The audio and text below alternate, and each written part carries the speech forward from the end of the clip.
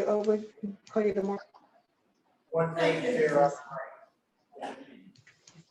He says, "Yeah." So I'm just gonna say I gotta mute everybody, sorry. Muting you all, feel free to unmute yourselves to talk as you wish. Tell me. There we go. Now you're muted. Okay, well, welcome to New Beginnings Christian and Missionary Alliance Church. This is our Genesis Deep Dive Bible Study. Welcome everybody here. Our two people here currently, and to everybody who is joining us by Zoom, and welcome to anybody who is joining us on YouTube after the fact. Hope that you enjoy the Bible study. If you need any of the handouts that we're using for today's class, send an email to church@newbeginningscma.org, church@newbeginningscma.org, and we will send copies of the handouts to you. Hopefully, all of you online did receive handouts today. Show them to you. There's one really piddly little handout which basically says we're just going to study a passage, so that's kind of lame. But the other handout that I sent out by email is the entire manuscript of the book of Genesis. What I have here printed out, and it's available for you guys who are on Zoom. There'll be copies of this available for you when you arrive on Sunday, or if you need to come by at some other time to pick them up. We have these available, but this is everything from where we are ending up tonight through the end of the book of Genesis. So it goes up to page 96.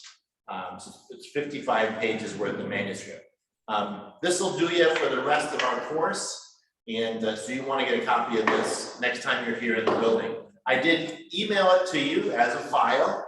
The file that goes all the way from Genesis 1 through Genesis 50, but you might not want to print all that off on your home printer. So it's a lot of paper, it's a lot of ink. So that's why you one of the things that comes out of your tithe, right? So come by the church and pick up the copy, and pop it into your binder. We'll do that for you, and that way for you. Yeah, so a word about that. You may notice that the manuscript that I gave you that you currently have ends on page 42, and when you get your new manuscript, it starts on page 41. This is not a typo. If you noticed in the previous manuscripts I've given you, there's a bunch of, they usually end near the top of the page. So basically, I've just given you all of Genesis, and it's all scooched up. And so by the time you get to this story, it's about a page earlier than it should be. Oh well. You're smart enough to know that there's going to be 2 page 41s and 2 page 42s, and you'll be able to figure out which one we want. Absolutely. For future users of this course, your manuscript will just be correct, so it should be good for you. Although now that I think about it, if they get this manuscript here at the beginning of the course, then all the page numbers will be wrong after Genesis 12.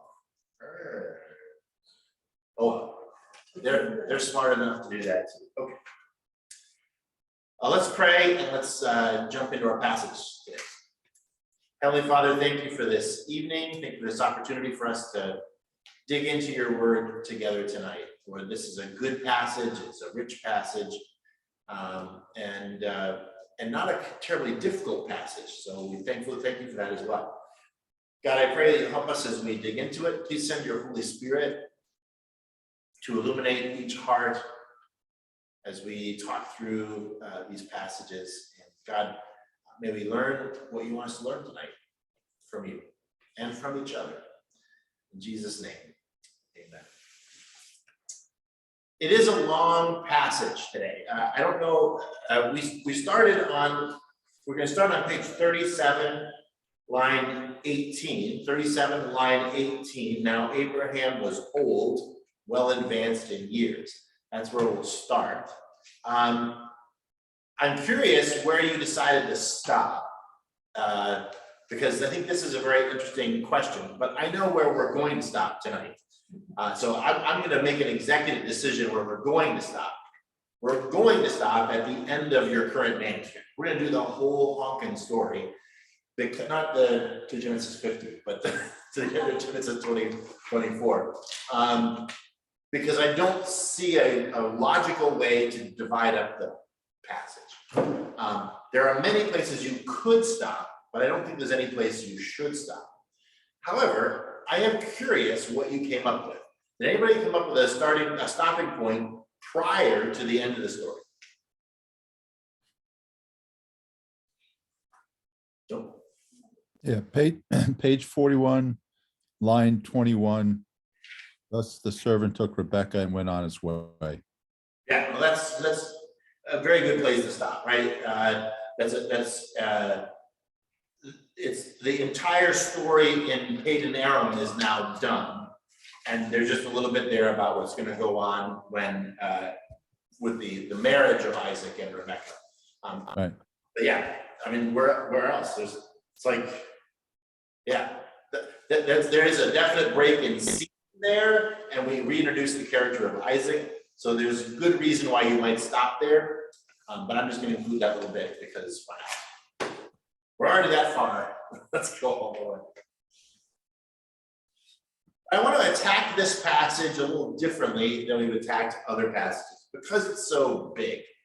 Because it's so big, I want to look at it as a whole before we start digging into it word by word. Normally we go through and we're looking for repetitions, comparison, and contrast. But I think it's instructive for us with this passage to look at it as a whole. So let's try that out. This story that starts on page 37, line 18, and goes all the way to 42, line 6. Did you notice any upper level repetitions? Okay, there's a lot of verbal repetitions, places where you have a repeated word here, there, and everywhere, and we will talk about that.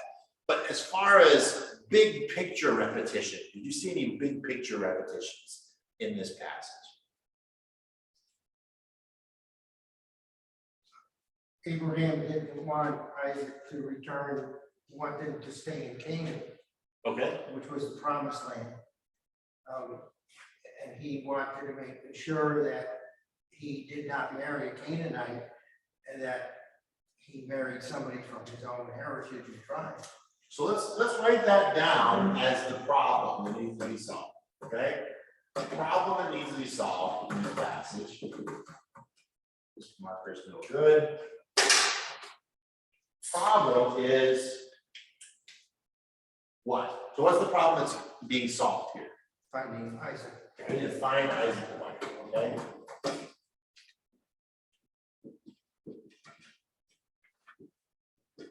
Find Isaac wife.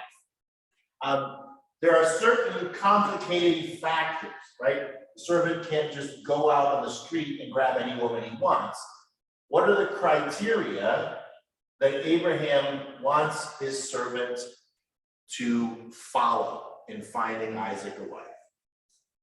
And Chris, you mentioned one of them, right? Take a wife from, You said not a Canaanite, right? not a Canaanite, one of his kinsmen. You can see,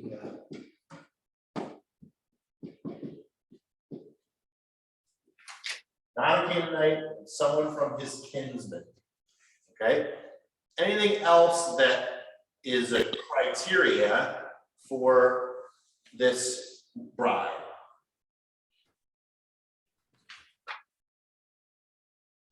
that'd be from his country. From his country, his kinsmen, yeah. He has to be willing to follow him back. Really? Yeah. Right. So this is not like a raiding party that goes and grabs 3 maidens and takes them captive. She needs to be willing, right? So these are the criteria for finding a wife. Not a Canaanite, but from his kinsmen, she must be willing. So the servant asks, should I bring Isaac with me? And what does Abraham say? No. No, right? do not bring Isaac there. Not bring Isaac there. We're not going back. We're never going back to that place. This is the country that God has promised us, right? It says in page 38, line 6, God took me from my father's house and from the land of my kindred and said, to your offspring, I will give this land. Okay, so absolutely. Don't go back. But Abraham indicates that there is some help that the servant will receive. What's the help the servant will receive? The angel of the Lord. The angel of the Lord.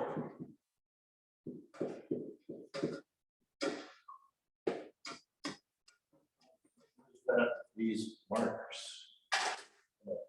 Crack open some wood.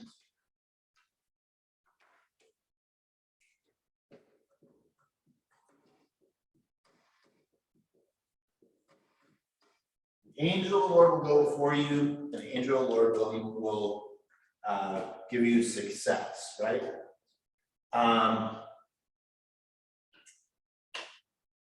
And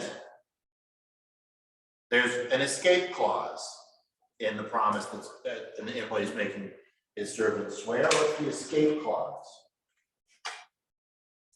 If the wife is not willing, the woman is not willing.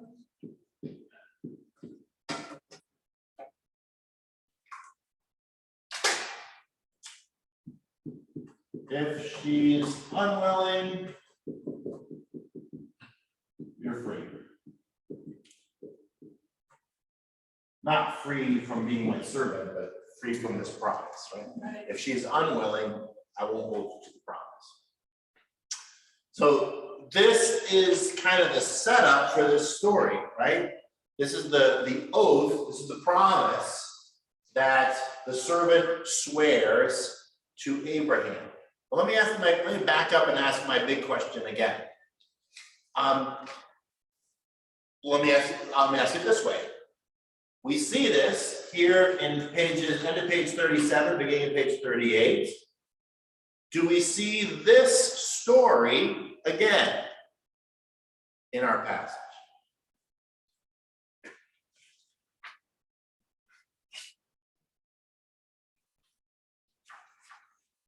The answer is yes. Where do we see this story again in our passage? When he's sitting there with the servant is sitting there with Laban and the family. Yeah, so you're on page 40, right? On page 40, this whole episode of the oath, okay? The episode of the oath is told twice. Okay? It's told on page 37, 38, and on page 40, right? So the oath, the story of the oath is told twice. I just want to sort of bracket this off and say, I'd like to treat the oath part of this as, we'll call it section 1 of our passage. Section 1 is the oath. It's end of page 37 and all the way to like 38 line 9, right? That's section 1 of our passage. Does this make sense to you? Do you understand what I'm saying? Okay. What happens in section 2? If that's section 1 is the oath that Abraham makes his servant swear. What's section 2? Servant looks to God for guidance. So the servant looks to God for guidance, Praise. he prays. So we're starting there on page 38, like line 12 or something, right? The servant goes and he prays. And in section 2,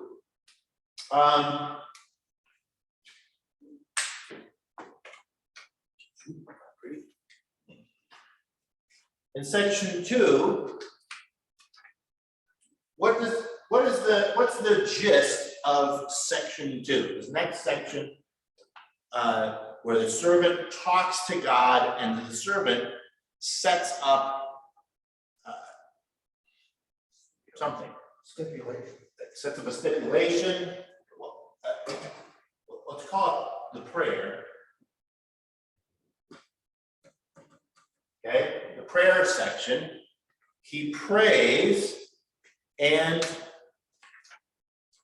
his prayer is immediately answered. Okay, so we have section 2 is kind of the prayer of this servant, and the answer. What is the servant's prayer? What does he ask the Lord to do?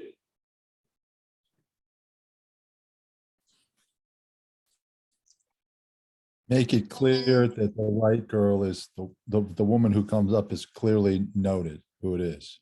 Okay, so find the right girl. There's a clear sign. With a sign, okay. And he asks the Lord to put a halo over her head, right? Or she's gonna glow with neon pink light. Or there's gonna be a trumpet that sounds when she arrives, right? What other signs could he ask for? Well, that he had the stipulation about the camels. Okay, he does a thing about camels. What's the thing with camels? I mean, it was common practice for everybody to meet at the well and for them to draw water and be kind to strangers, but. So there's a hospitality aspect of it. Hospitality to him and to his camels. In the attitude, service, and kindness. Kindness. Servant heart. So that he would know that she's the one chosen. Yeah. I mean, I think it's interesting. Maybe I'm wrong, but I think it's interesting that when the servant asks God for a sign, he's asking for a very natural sign, right? I mean, in some senses, these things that the servant asks for her to, for this, whoever the girl would be, are things that will be great qualities in a wife, right? He's not asking for like a supernatural clouds parting kind of sign. He's actually asking the Lord to send him to somebody who will be a good wife for Isaac. So he asks the Lord, here, I'm going to ask this girl for a drink, and may the right one be the one who doesn't just give a drink to me, but gives a drink to all my camels. That's his sign. Let me ask you this. How many times do we see this in our passage? So let's say instance number 1, he lays this out as a test to the Lord. How is it repeated, and when is it repeated in this passage? When he's talking to Laban and her mother. And he reverses the order, actually. Okay. Of why he chose her. What do you mean? Well, he chose her because she had the attitude of service, but when he's explaining to Laban and her mother, he's making it sound like because she was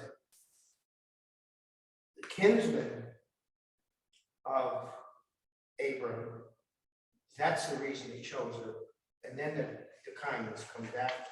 Okay, so definitely he emphasizes both characteristics, that who she is by birth and who she is in her heart, right? So he does. We have the servant gives the prayer. The elements of his prayer are then repeated as the prayer is answered, right? So instance 1, he asks for something. Instance 2, we see it happen. So those same things that he asks for, we see happen in fact. And then when they go to Laban's house, he tells the whole story again, right? So this whole prayer thing, which I'll call the prayer section, is 3 times in the story, right? We see the prayer, the fulfillment, and then the description and the fulfillment. Description of the prayer and the description of the fulfillment. It's either twice or 3 or 4 times. However you want to count it. Let's count it as twice. So the whole prayer story happens twice. That's section 2. Although I would say that when he's talking to Laban is not section 2, but in the big picture, there's big chunks of this that are almost word for word repeated for us. If you were reading this out loud to your kids would get bored, right? Because it's repetitive, but it's not boring to people who, to the Israelites. The Israelites hate this stuff up with a spoon. So if section 1 is the oath, and that goes up to, let's say, where is it? That went up to 38,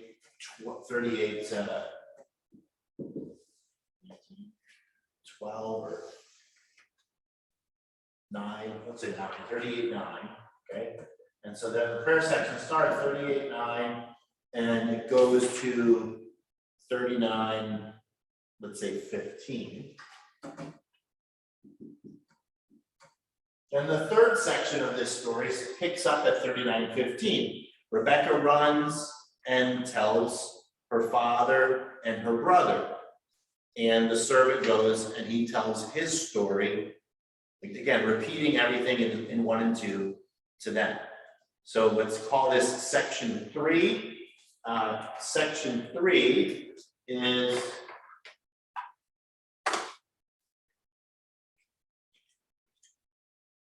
Section 3 is, I don't know what you want to call it, but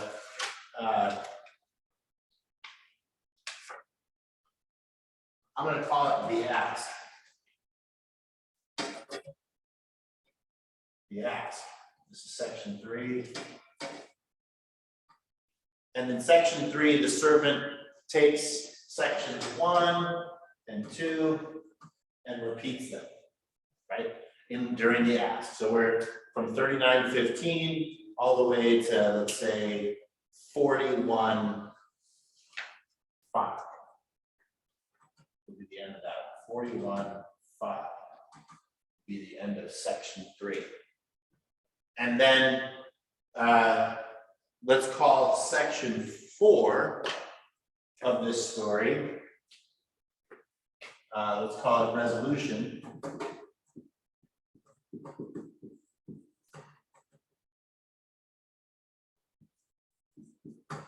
Section 4, and that'll pick up 41:5 and take us all the way to the end, 42:6. So big picture, what we've done with this very long story is we've broken it up into manageable chunks, okay? And now that we've done this, we can sort of see how this whole passage is structured. There's the oath that the servant gives to Abraham, a story that will be repeated again in section 3.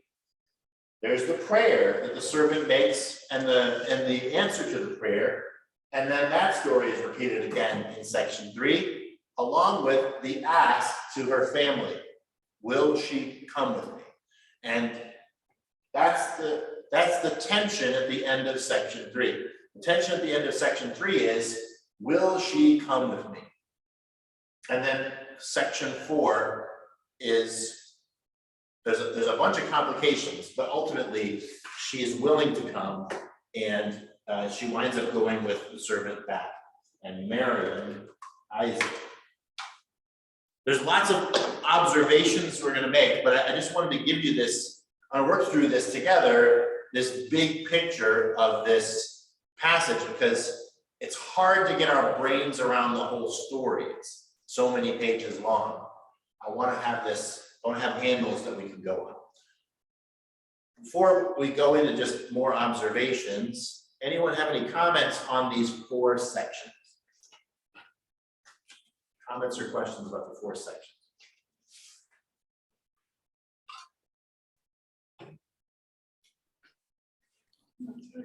That makes sense? Online? All right. Well, let's dig into it. Talk to me about things that you noticed in section 1. So we're in section 1 now, it's page 37, line 18, all the way through 38, middle of the page. What are some things that you noticed? What are some things that stood out to you in this oath section of our passage? And Chris, we've already mentioned a bunch, so, but I want to make sure we get the structure before we go into details. The first thing, Abraham is continuing with God's promise. It's Okay. not like, okay, now you did all this with Isaac, we went up on the mountain, I did everything you wanted, now I'm done. Right. So he wants to keep going and he definitely wants to follow God's instructions. Absolutely. So Abraham is setting things up so that God's promise can continue with Isaac. We've mentioned before that there are 3 major aspects to God's promise to Abraham. What are the 3 major aspects of God's promise to Abraham? Land is one, right? What's the number? A second? Descendants. Descendants. And the third?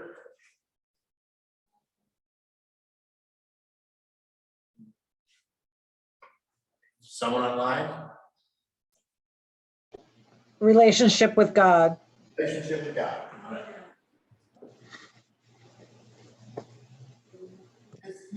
It is the least tangible of the 3. So land, descendants, and a relationship with God. Karen, since you came up with that third one, let me ask you this. Which one of these 3, or more than one of these 3, is this story about?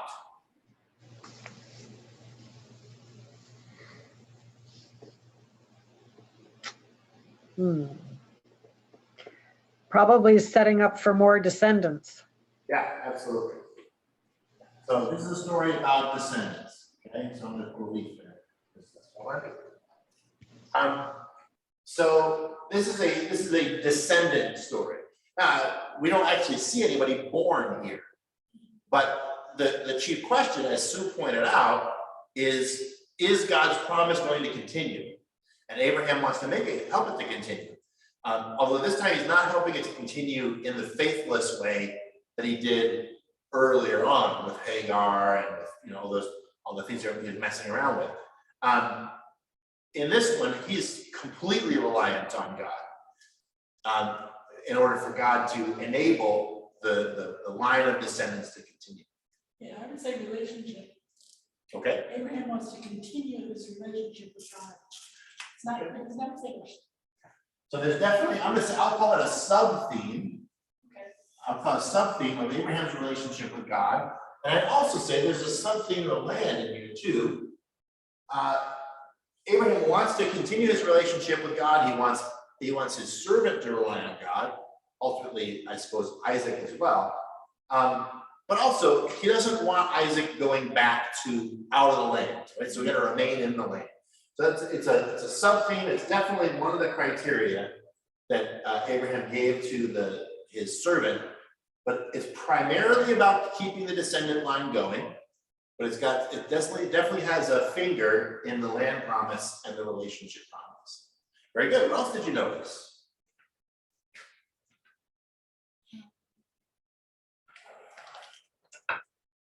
Well, the servant obeys.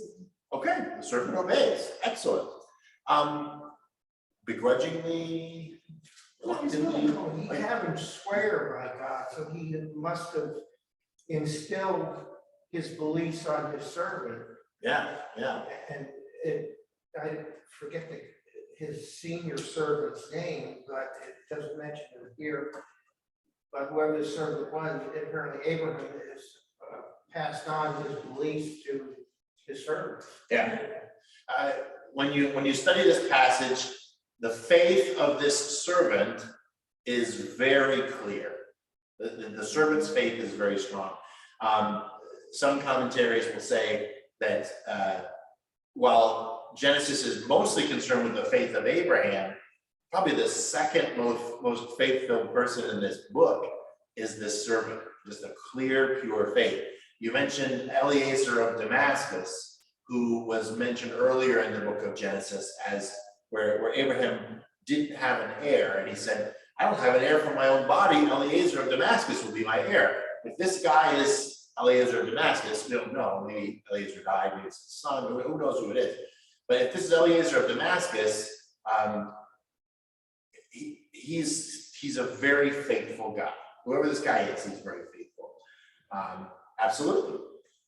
Very good. Go ahead. Yeah. What I thought of, this servant was his oldest, and he was in charge of all that Abraham had. And I wondered if he was one of the two men when God asked him to sacrifice Isaac, was there and saw how it all came out, and that increased his faith and everything. Maybe. I think there's one thing that to me says no. Can anybody think of one reason why this guy might not have been one of the two servants who went to Mariah? Weren't those servants young? Yeah. Yeah, good memory. Okay. If you look back on page 35, line 5, it says Abraham took 2 of his young men with him. And this guy is described as Abraham's oldest servant. So I think he's probably not one of those 2 guys. But he certainly has heard the story of what's happened. And he certainly does share the faith of Abraham. Yeah, he's close to Abraham, I would think. Because it's his oldest servant Yeah. who had charge of all that he had. So they must be close to That each other. sounds like Eliezer. Eliezer of Damascus, yeah. I mean, certainly it fits the description that happens of him earlier. And it's just, we don't have it for sure here, but it could be. So I'm going to ask a leading question. So Abraham tells his servant, put your hand over your heart and swear to me. No, No? I have a problem with that. Oh yeah, talk to me about how does this oath take place? Well, apparently you gotta, from what I read in Torah, and putting your hand under the thigh, that you actually put your hand on the person's genitals. Yeah, right, okay. So this is it's good. So Chris has done a little bit of study on this, and Chris has discovered what many Bible students discover to their horror, is that put your hand under my thigh is a euphemism, okay? We talked about this last week when we were talking about textual criticism. We talked about how oftentimes the scribes would be embarrassed by the things that were in the Bible, and they would actually change things. This is a place where the euphemism was already in place in the Hebrew. But put your hand under my thigh is actually asking him to grip on to Abraham's reproductive member, okay? So I know that's weird and odd to us in our culture, okay? But I want to ask the question, why would it make sense for Abraham to make his servant swear by Abraham's reproductive member that this is to take this oath? Why is that appropriate to this oath? I think because Fertility. yeah, maybe fertility. I was going to say circumcision. Yes. It's the sign of the circumcision. Yeah, you're both right. I think you both have it here. So what Chris said was his reproductive member is a sign of his fertility, right? So this does, they're both about descendants. It makes sense to swear the oath on the instrument of fertility. That makes sense. And Sue is right that Abraham's instrument of Christianity. Well, fertility is circumcised. Abraham's own oath to God is symbolized by his circumcision.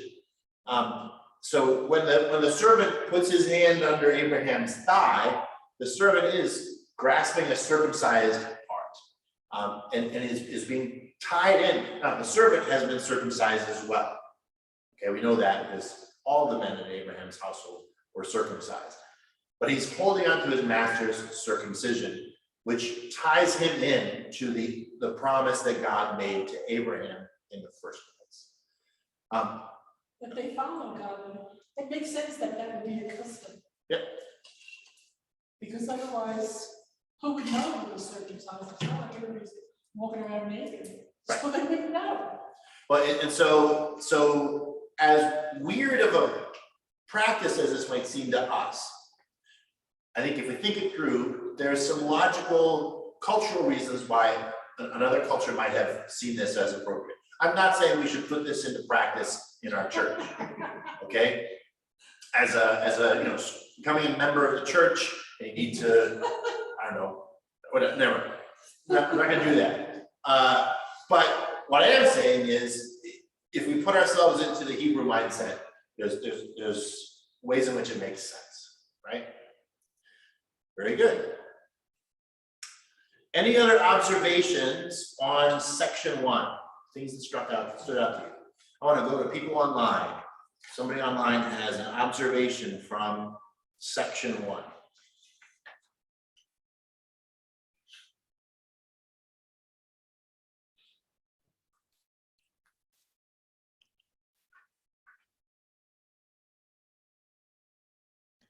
One observation I'll make is though, even though he was going to the land that God had promised him, when he told his servant, he didn't say, go back to that other country. He said, go back to my land and my people, even though God was giving him the new place as his land. He still considered the old his. Go to my country and my kindred. So he recognizes where he came from. He still has a connection back there. He wants there to be that family connection that he has back there. So he still owns that. That's a good point. That's a really good point. Let me ask you this. What name for God is used in this story? Lord, which is large.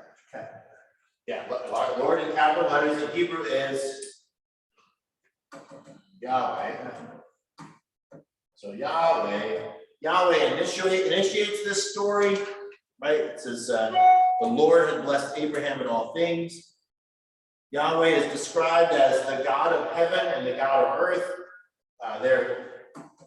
He's the Elohim of heaven and the Elohim of earth. That's a description we've never seen before in Genesis. Yahweh, the Elohim of heaven and the Elohim of earth. But whenever the word God is only ever used in this story to modify or explain Yahweh, Lord. So whatever distance, the emotional distance, the story of the binding of Isaac might have had, this story has none of that. This story is very personal. It's very close. Now we mentioned the angel of the Lord. Okay, that's important too. So it says in page 38, line 6, that God will send his angel before you. I want to put a pin in that. Don't let me forget to ask a follow-up question about this, because this is something that Abraham says is going to happen. And I want to ask the question, does it happen? Okay? But don't let me get out of this class without asking that question, but we can't answer it yet. Let's move to section 2, the story of the prayer.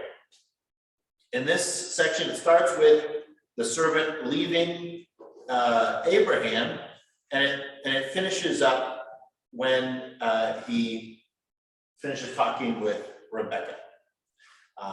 What do you notice in this passage? What are some things that struck you in this section of the passage? Well, he prays to God that he'll be able to do the task. Yes. He prays for success, which is great. Prays for success. Absolutely. What else did you notice? He asked for his steadfast, God to show his steadfast love for his pastor. Show your steadfast love. I want to take a break on this and sit on that for just a minute. Show your steadfast love. Okay, here's what I want to do before I talk about this at all. I want you all to look at your manuscript, page through it, and I want you to highlight steadfast love every time it appears. Okay? I'll give you a couple minutes just to look through your not all of Genesis, but just the story up through page 42, the end of this story, highlights steadfast love every time it appears. The first time is in page 38, line 14, but it appears a bunch of other times, so highlight it.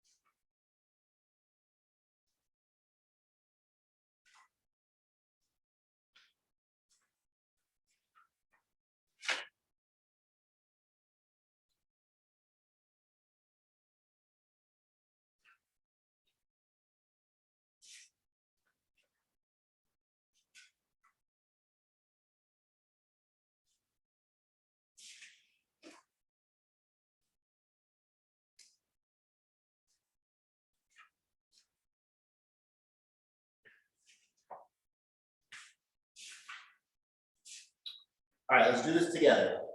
The first time we see steadfast love is page 38, line 14. When's the next time we see steadfast love? Page 19, or line 19. 38, line 19. So wait, line 14, line 19. When's the next time we see it?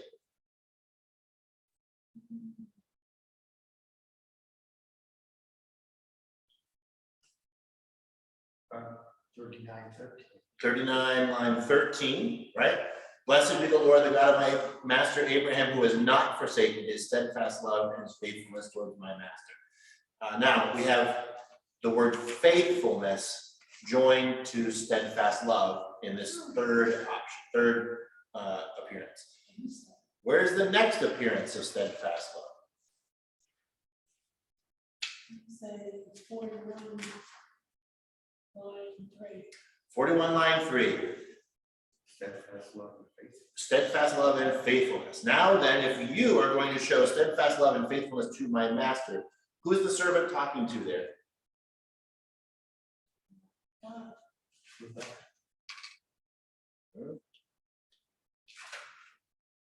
Nope. No, it's not God, it's not Rebecca. Really? Yep. I got my head and worship the Lord. Bow my head and worship the Lord, bless the Lord, the God of my master Abraham, would led me by the right way to take my daughter, take the daughter of my master's kinsman for his son. Now then, if you are going to show steadfast love and faithfulness to my master, tell me. And if not, tell me. Wow. It's not Rebecca. It's not Rebecca. It's Laban and Bethuel, right? So he asked Laban and Bethuel if they're going to show steadfast love and faithfulness to his master. I think that's it for this passage, right? And there's only 4. Does anyone find a 5th that I did not see? Good, because I hope that I caught them all. So, This one before, so. all right, so this phrase, steadfast love, in Hebrew, here you go, here's some Hebrew, this is in Hebrew, okay? That's an H, an S, and a D, okay? It's, and Hebrew reads from right to left. So it's the word chesed. So there's an E vowel in there, chesed. Chesed is this word, steadfast love. H-E-S-E-D, chesed, and you oftentimes will put a little dot under the H just to say, you give it a little, okay? So everybody, even if you're at home, say the word with me. Ready? 1, 2, 3. Chesed. Do it one more time. Chesed. I'm going to tell you that if you thought back over the course of this course, I think I taught you one other Hebrew word, toledot. I think it's the only other Hebrew word I taught you in this whole class. So I'm not spending all my time teaching you Hebrew, okay? But this word is the most important word in the Old Testament, saith Danish house, okay? So according to me, you may disagree, but this word, steadfast love, is the most important word in the Old Testament. And I want you to highlight it in this passage, but I also want you to, whenever you see this phrase in the Old Testament, I want you to highlight it for the rest of your life, okay? If you wear out the Bible you're currently using and you have to buy a new Bible, when you buy a new Bible, keep a highlighter in there so you can highlight every time you see this word in the Old Testament.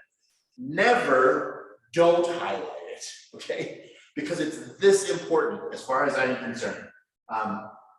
Chesed is the most important word, I believe, in the Bible, and we see it here for the first time, okay? This is the first appearance of this word on page 38, line 14.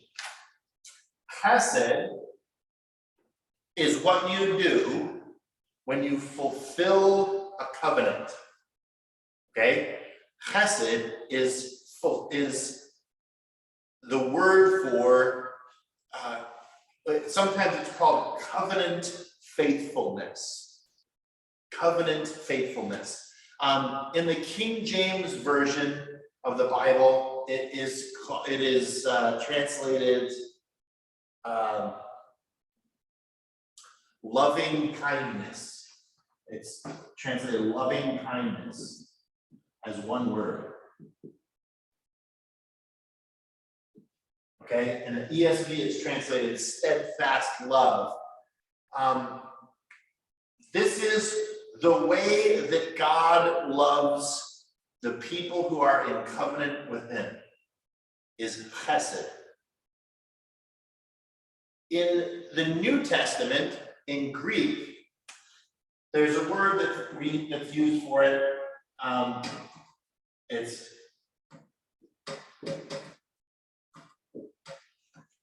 A-G-A-P-E, agape love, okay? The word agape in the New Testament is typically used to translate chesed in the Old Testament. Agape love, a selfless love, a covenant fulfilling love, God's loving kindness towards us, God's faithfulness towards us, God's steadfast love towards us.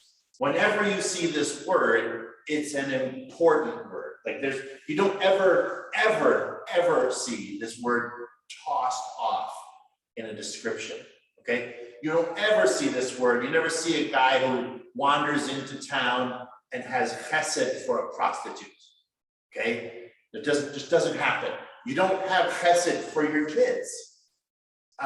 You don't have chesed for a really good gyro sandwich, okay? You have chesed for God and his promises. God has chesed for you if you're in his covenant. This is the king of all words. So I may be making my case more forcefully than I ought to, but I want to just say this.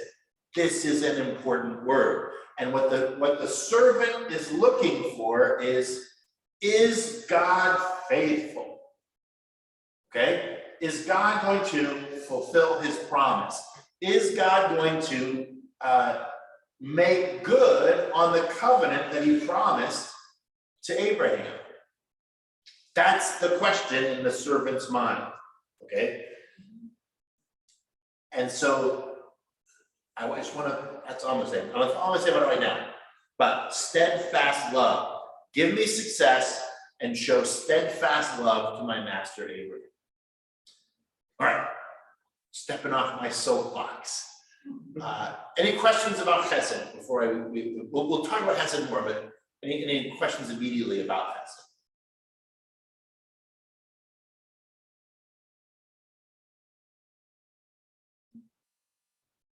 I want to follow up with this. If you buy a new Bible, what will you do? Highlight this word in your new Bible. Right? Okay, thank you. All right, you're listening. Good. Okay, so what else do you notice here in section 2? What else in this section?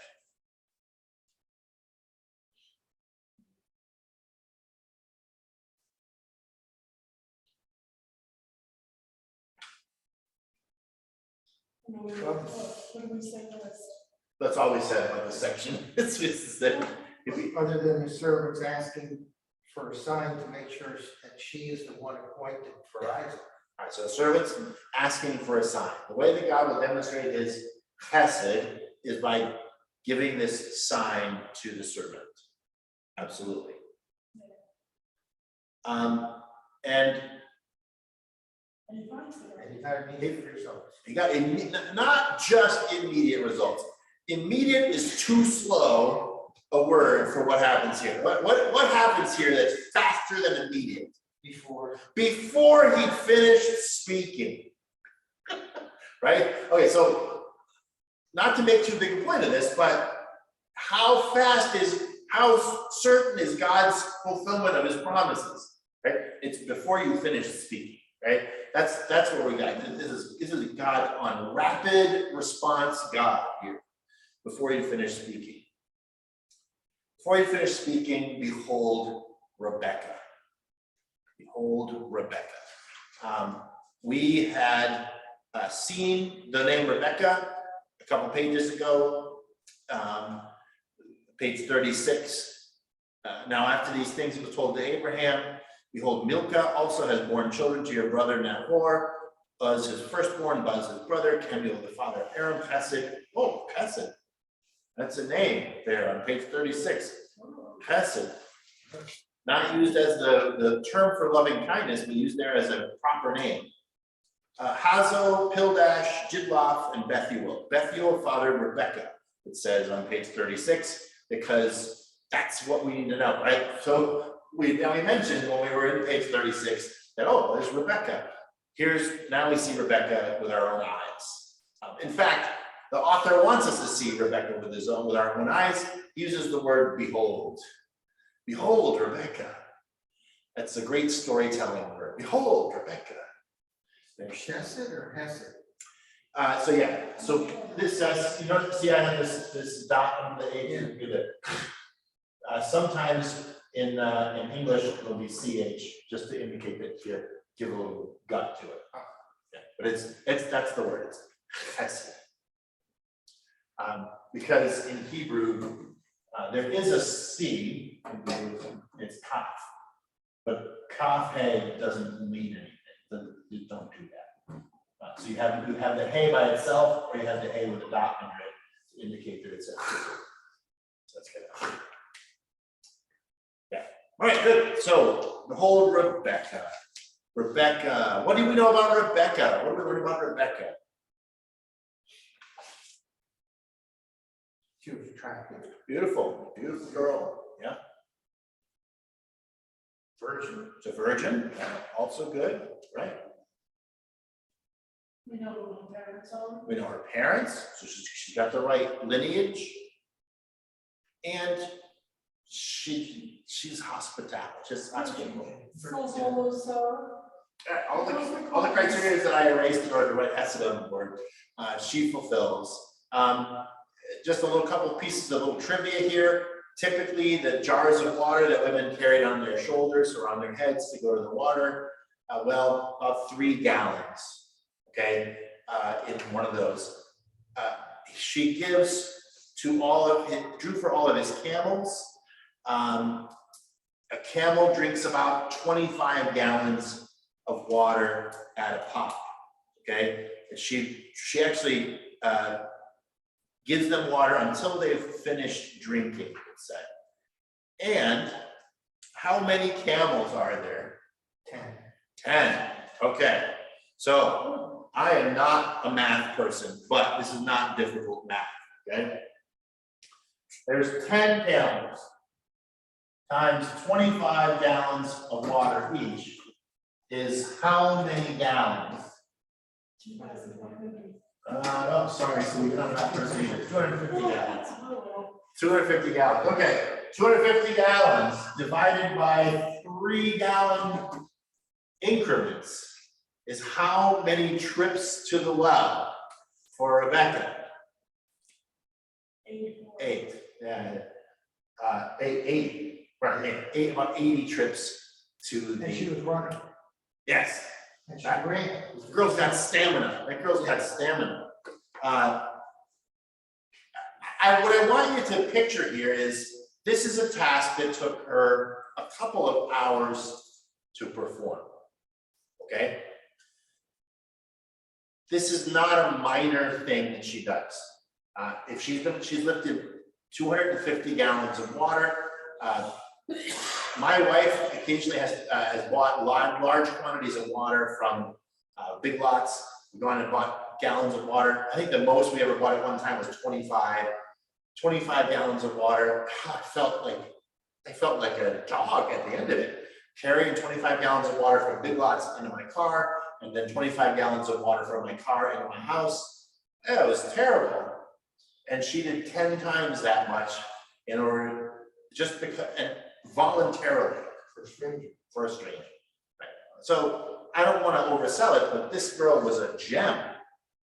This girl was a gem. Very good. What else did you know? Is there anything else in this passage, this section? Well, what struck me was she was acting like Abraham did for the strangers. Absolutely. At Sodom. Absolutely. Yeah. So when the Lord came to talk to Abraham about Sodom and Gomorrah, Abraham was that hospitable. And here Rebecca has the same spirit of hospitality that Abraham has. She runs, she quickly empties her jar, she makes more than 80 runs to the well. This is a tremendous thing that she does. So he gives her a gold ring, 2 bracelets, weighing 10 gold shekels. The thing that my daughter loves about this story is that he puts the ring on her nose. I don't know where it says that, but there's somewhere in here it says he put the ring on her nose, and my daughter thinks that's the greatest detail in this story. But what I really want to point out here in this section, because we're running out of time, is that the servant at the end of this section gives praise to the Lord because the Lord has not forsaken his chesed and faithfulness toward my master. Right? The servant holds that God's faithfulness has now been fulfilled. God has done what the servant asked him to do as a sign of covenant faithfulness to Abraham. Story over. Well, not quite, right? We enter into section 3. They go and Laban, her brother, runs toward the man as soon as he sees what? All the gold. All the gold. He sees the swag that the servant gave Rebecca, and he's like, this guy's staying at my house, right? There's this, rightly or wrongly, the first impression you get of Laban is that this guy likes the change, right? He likes the lettuce. He sees the ring, he sees the bracelets, and he runs to get the guy. He says, no, come back to my house, right? I've prepared a house, I've prepared a place for the camels. And he does the same thing as Rebecca, right? He takes the camels, he unharnesses, he gives them straw, he gives them fodder, he gives water to the servant to wash his feet, to the feet of the fellow servants that are with him, sets food in front of him. So Abraham's kin are hospitable in the same way that Abraham is, but the servant says, I will not eat until I've finished my task. All right, so then he relates the entire story to Bethuel. Okay, and Bethuel and Laban. Now, we're not gonna go over this section in detail, but I want to point out that you could accomplish this by saying, and the servant told him everything that had transpired. Period. End of that, right? Instead, there's an entire page just telling us what we already know. Why? Because it's important, Why is it important? because that's the covenant with God. And he's speaking of the goodness of God, first thing out of his mouth, right? So we need to get that this story is important. This story is about the covenant. This story is God being faithful, and you can't just summarize it. You gotta retell it, right? So the servant retells this. He does all sorts of things here. He actually mentions the angel again in page 40, line 9. The Lord before whom I walk will send his angel with you and prosper your way. Let me ask the question I wanted to ask earlier. Abraham told his servant that the angel of the Lord would give him prosperity. Was Abraham right? I want to go online. Someone on Zoom. Did the angel of the Lord go before Abraham? Go before the servant and prosper his way?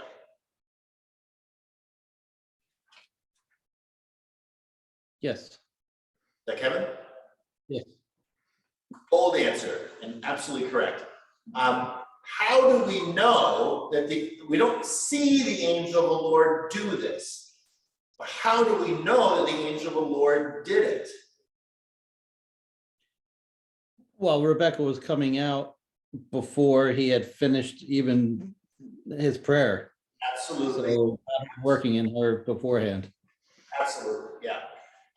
The full answer to full prayer is on the way before he's even finished it. God is already answering his prayer before he's even finished praying. This passage doesn't have to show God like pulling the strings in order for us to know that God is pulling the strings, right? A friend of mine once said that a miracle is all in the timing, right? Miracles are all in the timing. You pray for healing for someone and they're healed when you pray. They might have gotten better over the long haul, but they get better when you pray. That's a miracle, right? Miracles are all about timing. And so we see this as a miracle, even though there's no halo, there's no voice from heaven. We don't say, and it doesn't say, and the Lord went ahead of him and prospered his way. But we still know it happened because of the timing of the thing. I'm gonna scoot ahead, and there's ring on her nose, page 40, line 23. Put the ring on her nose, the bracelets on her arm. But the important thing I want to hit on at the end of section 3 is this. Page 41, line 3. Now then, if you are going to show steadfast love and faithfulness to my master, tell me, and if not, tell me that I may turn to the right hand or to the left. God has fulfilled his steadfast love to Abraham, but now Abraham's family, people, need to show faithful, steadfast love and faithfulness to his family. Hi, Mom. So God has already fulfilled his end of the bargain. Now, people need to step up and do their part, right? In some way, steadfast love is going to hinge on what Bethuel and Laban do next, right? Will they show steadfast love and faithfulness to Abraham? Will they do the godlike thing? Or will they not? Tune in next time. No. But we go to the resolution. Okay, so section 4, the resolution. How does this thing resolve? Talk to me about how this thing resolves. Well, they kind of said yes to that statement where they said, we cannot speak to you bad or good since it came from the Lord. Right. You know, that kind of stuck out on my mind. Kind of wishy-washy. So they give them a yes first. First response is yes. What's the second response? Wait. Right. They're trying to stall. Right, they stall. Right, page 41, line 12. They arose in the morning. He said, send me away to my master. Her mother said, let the young woman remain with us a while, at least 10 days. After that, she may go. It's a little bit less than a yes. Okay.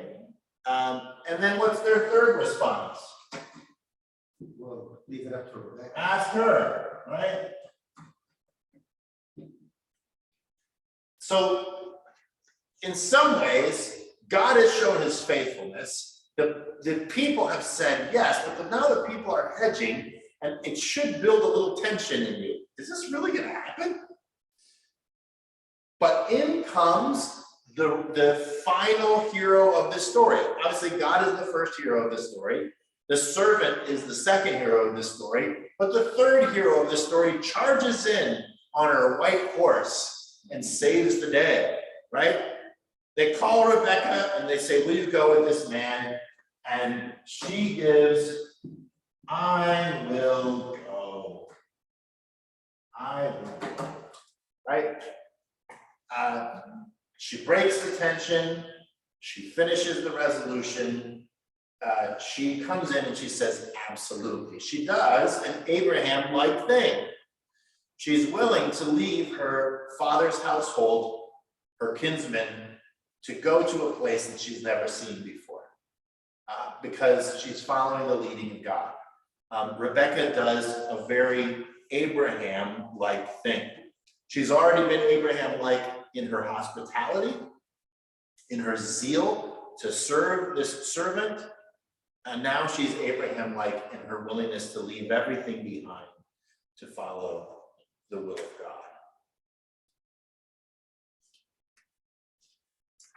So then her family blesses her and sends her on her way. So they go to the Negev, and Isaac is out meditating in the field. It's very interesting. I don't know what to make of that. He goes out meditating in the field, and he sees the camels coming. And so now he lifted up his eyes, page 41, line 23. He lifted up his eyes and saw, 42, line 1, Rebecca lifted up her eyes, and when she saw Isaac, she dismounted from the camel and said to the servant, who is that man walking in the field to meet us? The servant said, it is my master. Now, just to point out, who has the servant been calling his master up until now? Abraham. Who is his master now? Isaac. Okay.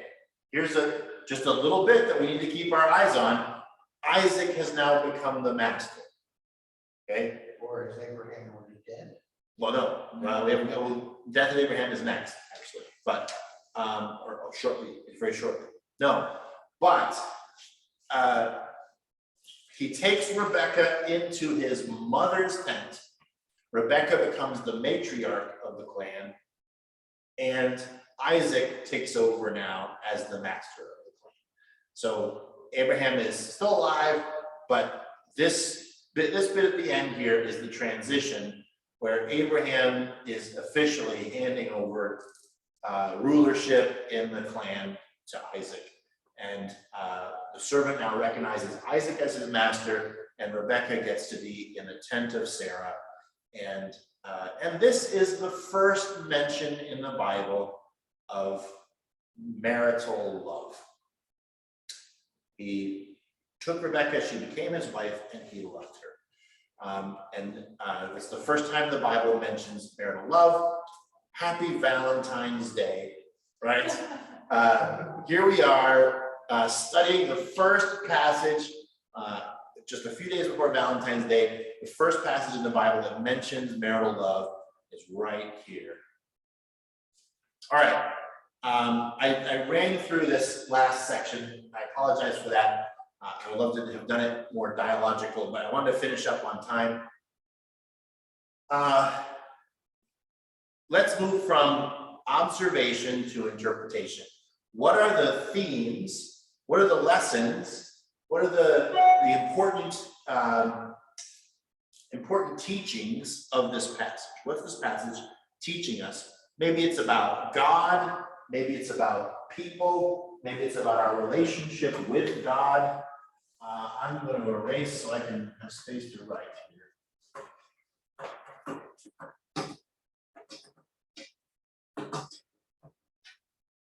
All right, somebody, what's a theme? What's a teaching from this passage?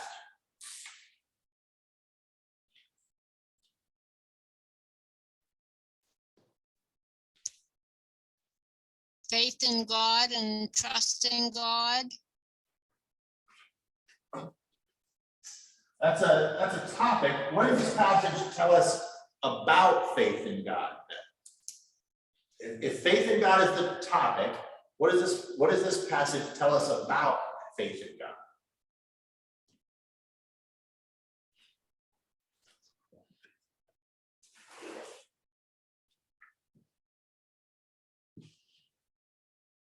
Someone else want to chime in? What does this passage teach us about faith in God?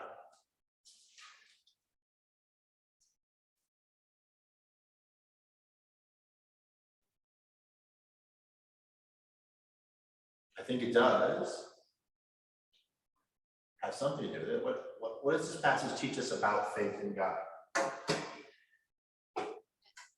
I would say that God is faithful. Okay, good. God is faithful. Excellent. Someone else, a thing that this passage is teaching us.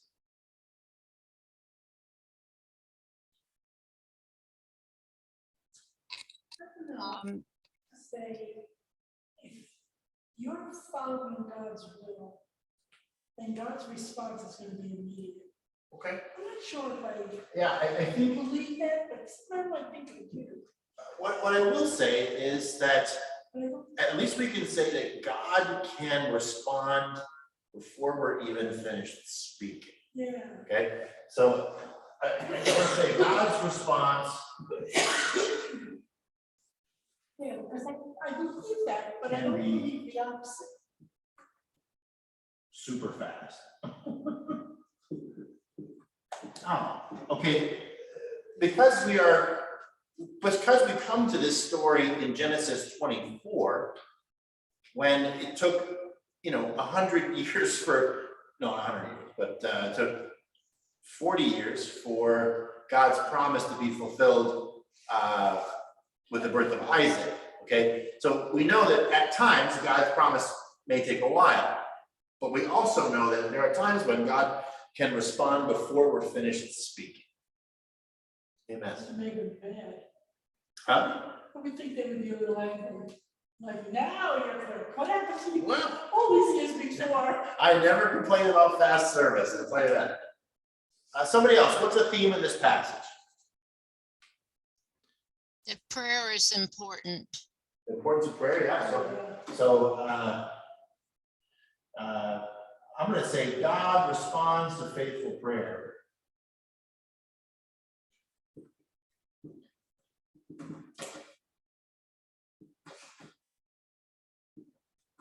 Yeah,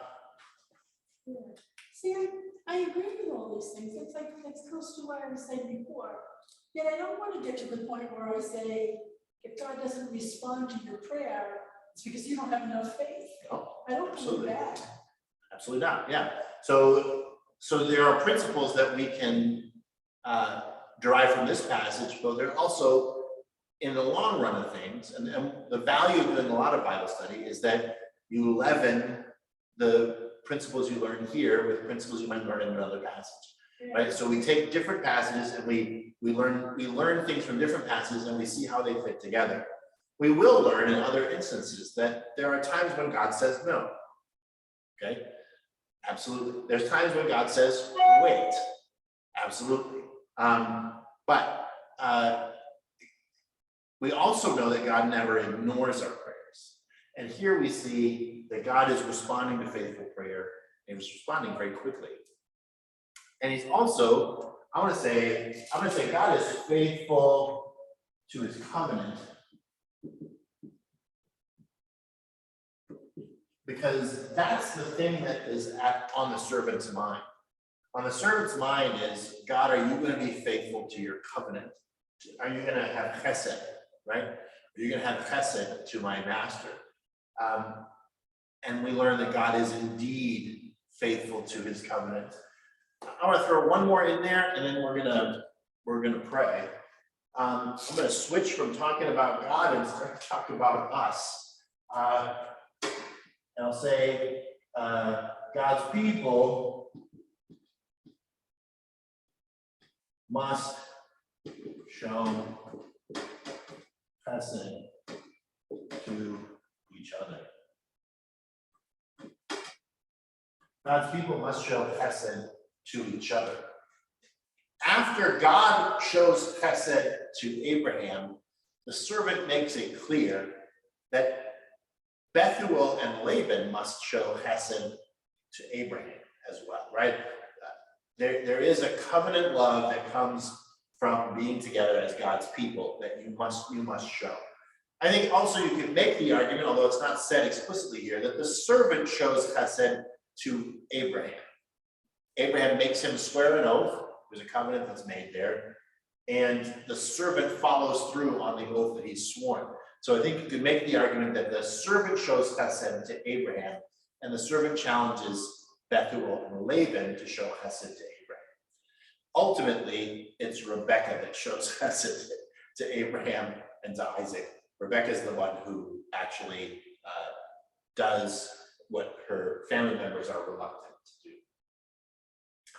There's many more things. This is a very long chapter. There's a lot we could pull out of this. These are good for now.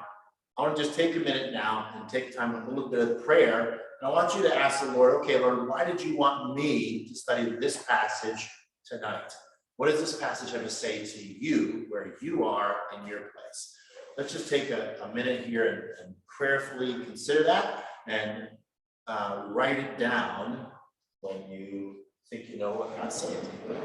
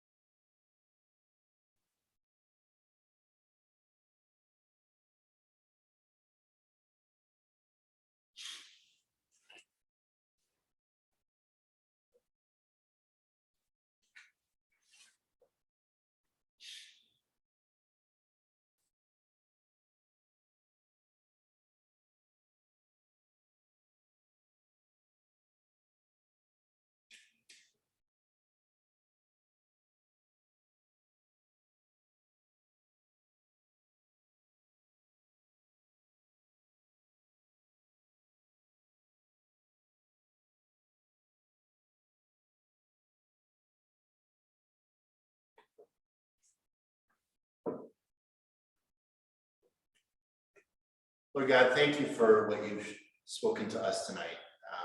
I thank you that you speak through your word and that you are still speaking today through these passages, which are thousands of years old, but they still are alive and active in our lives today. And I pray that you help us to take what you've taught us tonight, that you've spoken to us, and you would help us to live them out. In Jesus' name.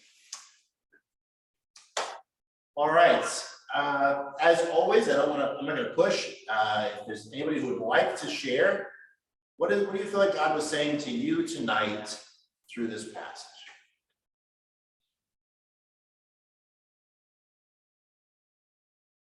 Well, I think that if we show our steadfast love and faith to God and to others around us, it's going to show his steadfast love to us. Amen. Very good. Very good. Amen.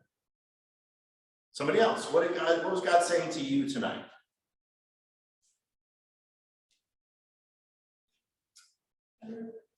Don't hesitate to do what God asks and wants. Amen. Take a lesson from Rebecca. Amen. Yeah. Don't hesitate. Somebody online, what's God been saying to you through this passage today?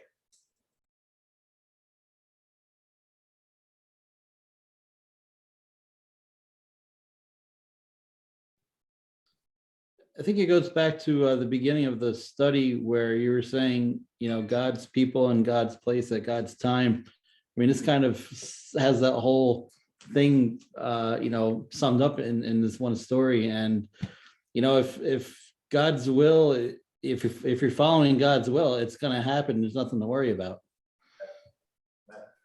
Yeah, I think one of the interesting things about this passage to me is how vivid it is. This is a passage that is completely driven by people talking and doing things. There's not a lot of description. It's just this conversation that happens.